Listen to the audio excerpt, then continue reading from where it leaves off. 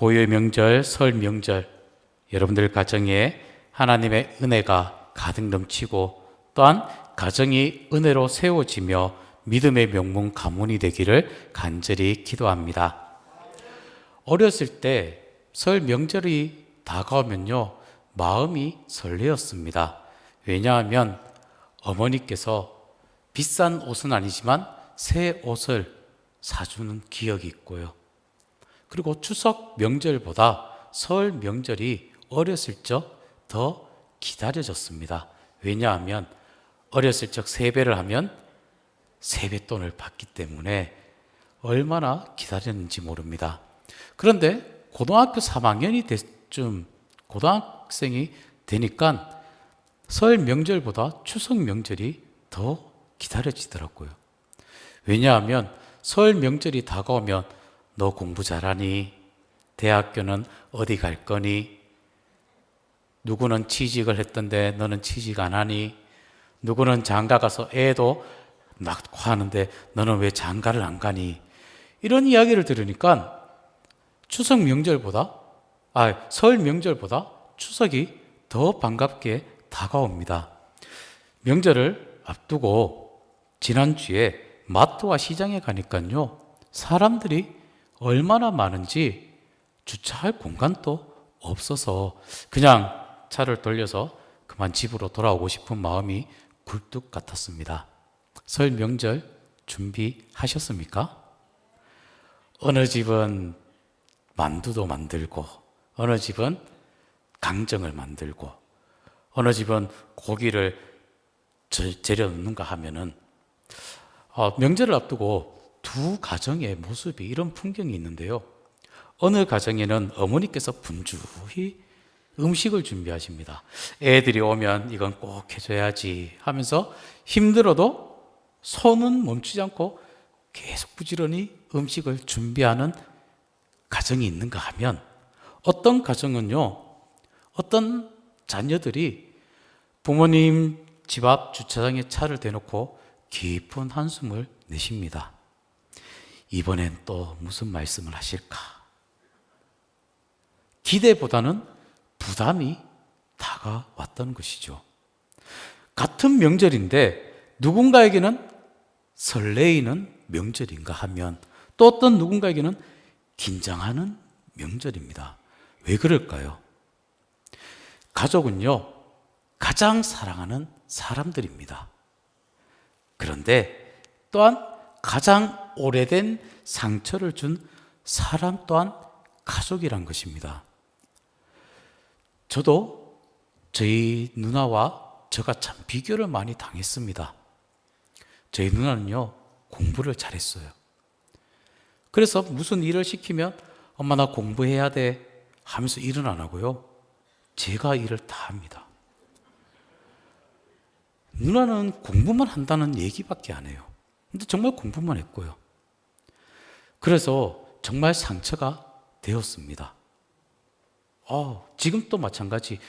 저희 누나는 학생들을 가르치는 일을 하고 있는데, 누나가 오면은, 저희 집에 누나가 오면은 저는 더 제가 잘난 것처럼 보이려고요, 더 통이 큰 것처럼, 사랑이 많은 것처럼 어머니한테 누나 있을 때 더 어머니를 더 섬기고, 이렇게 알게 모르게 비교를 하면서 그런 상처가 있었습니다. 그런데 어느 순간 그러한 상처들도 다 없어지더라고요. 왜? 우리는 가족인데 하나님의 사랑으로 다가가니까요, 그 상처들이 다 고쳐지게 되고 도리어 더 사랑으로, 누나네가 오면 누나네 갈 때 사과를 한 박스 보내주기도 하고요, 홍삼을 보내주기도 하고요, 이렇게 누나를 더 사랑으로 섬기는 계기가 되었습니다. 여러분들 가정은 어떻습니까?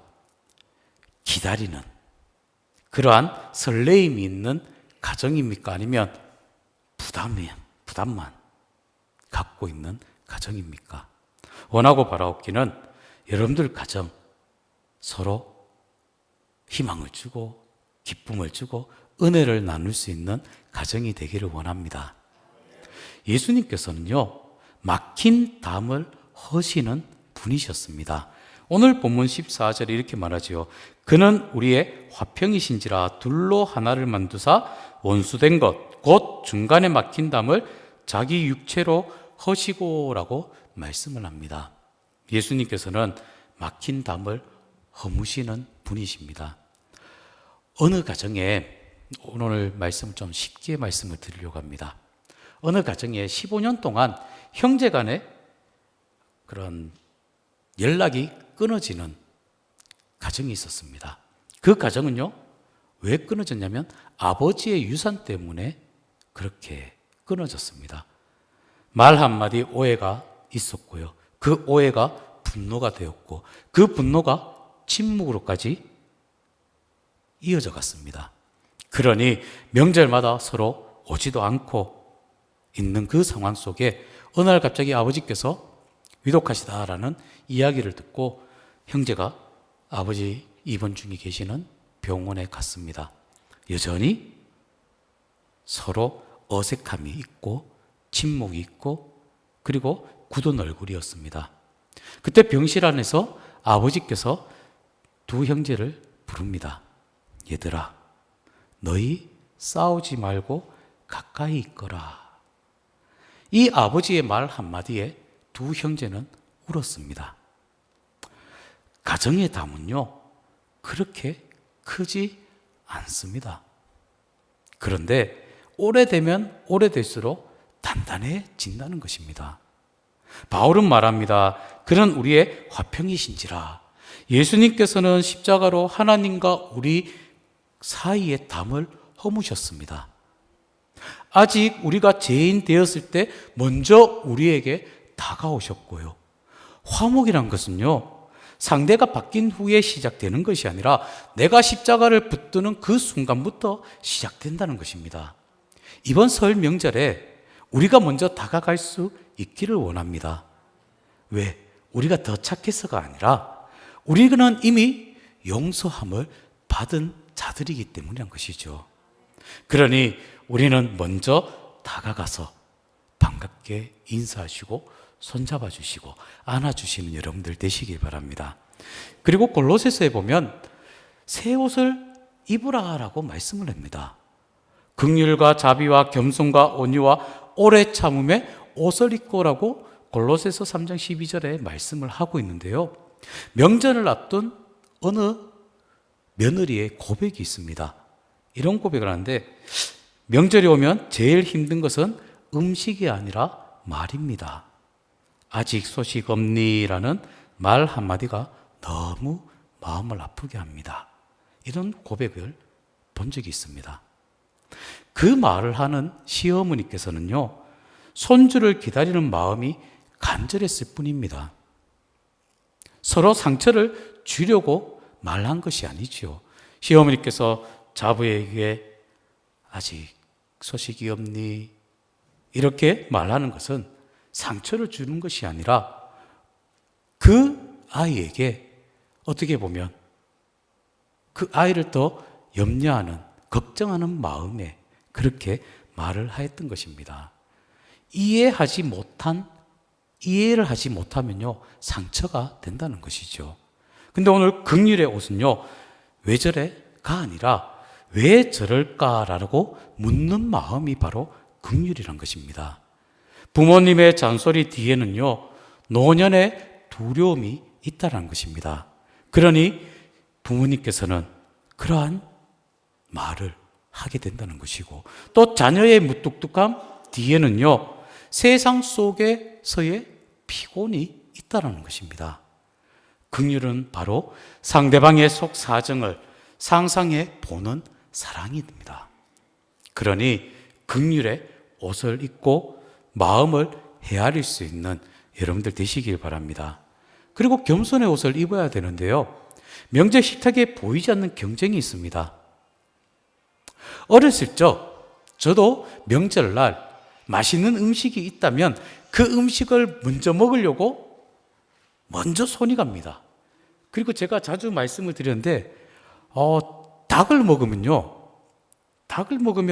닭뼈는 제가 제 앞에 그냥 대충 먹고 모아둡니다.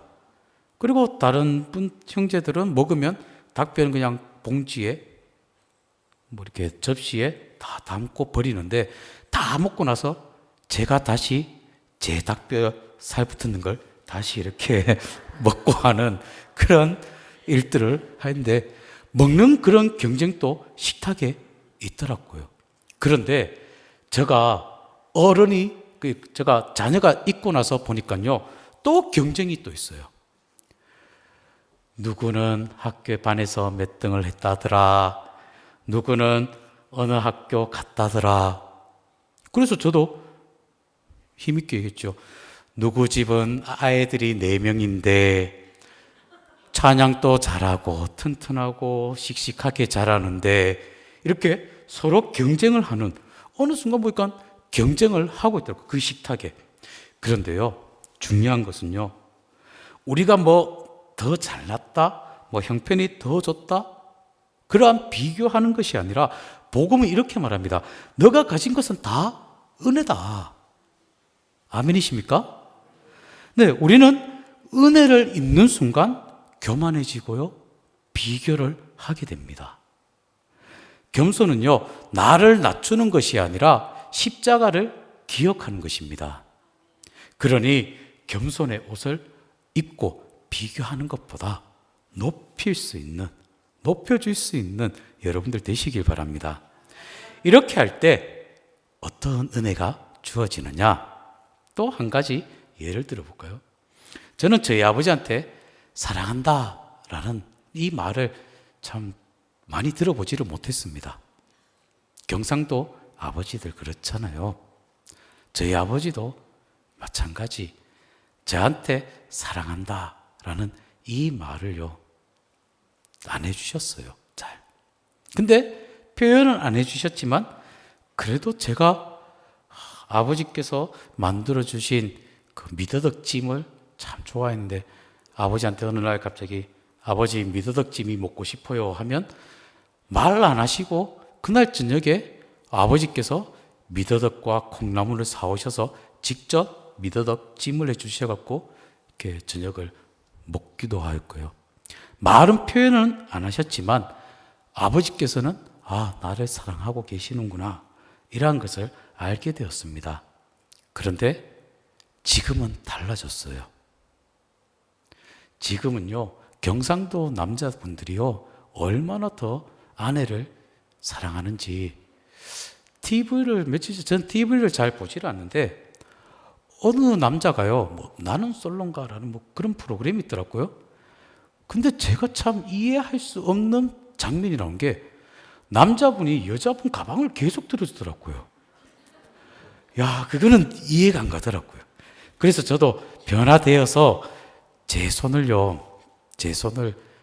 집사람 손도 제가 잘 안 잡아봤거든요, 연애할 때도.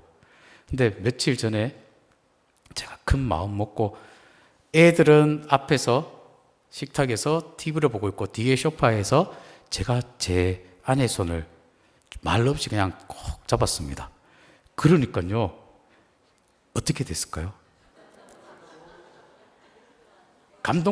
감동받은 게 그냥 막 울더라고요. 그래서 왜 우냐라고 하니까, 이게 너무 행복한 가정이라고, 애들이 앞에 있고 조용히 이렇게 이 모습이, 이 장면이 너무 행복한 가정이다라고 저한테 이야기를 하였습니다. 그래서 뭐 별것도 아닌데 손 한번 잡아주는 건데 그런 것 같습니다. 사랑은요, 표현을 해야 하는 것 같습니다. 이번 명절에 부담만 주지 마시고 사랑한다라고 표현도 할 수 있는 가정들 되시길 바랍니다. 늘 명절에는요, 당연하다라고 여기지 마시고 모든 것이 다 은혜였다, 은혜임을 깨닫는 시간이 되기를 원합니다. 부모님이 살아계신 것도 은혜이고, 형제가 있다는 것도 은혜이고, 함께 밥 먹는 가족이 있다는 것도 은혜이고 기적임을 기억하시길 바랍니다. 그리고 감사가요, 평강을 불러옵니다. 비교는 마음을 얼게 하지만은 감사는요, 마음을 녹여줍니다. 멋있죠? 저도 말씀을 준비하면서 이 말씀을 우리 성도님들과 함께 해야 되겠다. 저를 따라 해볼까요? 비교는 마음을 얼게 하지만 감사는 마음을 녹입니다. 아멘이십니까? 십자가는요, 내가 옳다는 것을 증명하는 자리가 아닙니다. 내가 먼저 내려놓는 자리가 바로 십자가입니다. 예수님께서 우리를 향해 먼저 다가오셨습니다. 우리는 그 은혜를 입은 자들인 것이죠. 이번 설에 이렇게 해 보십시오. 먼저 안아줘 보십시오. 그리고 먼저 고맙다라고 말해 보십시오. 그리고 먼저 내가 부족했다라고 말해 보십시오. 그리고 부모님의 손을 한번 더 잡아주시고 부모님을 더 한번 안아주시고 한다면은 어쩌면 이 말 한마디가, 이 행동이 우리의 가문의 흐름을 바꿀 것입니다. 설은요, 가족의 혈연을 확인하는 날입니다. 그러나 우리는 그리스도의 피로 된 하나 된 가족입니다. 십자가 아래서 모두가 같은 죄인이었고 모두가 같은 은혜로 살아왔습니다. 가정은요, 완벽해서 유지된 것이 아니라 은혜로 유지되어 간다는 것입니다. 이번 설 명절 가족에 막힌 담이 있다면 허물어지는, 그리고 오래된 눈물로 씻어내서서 정말 감사가 회복되어지고 예수님의 향기가 가득 넘치는 여러분들 가정이 되시길 바랍니다. 예수님께서는 우리의 화평이십니다. 은혜로 세워져 믿음의 명문 가문이 다 되시기를 다시 한번 기도합니다.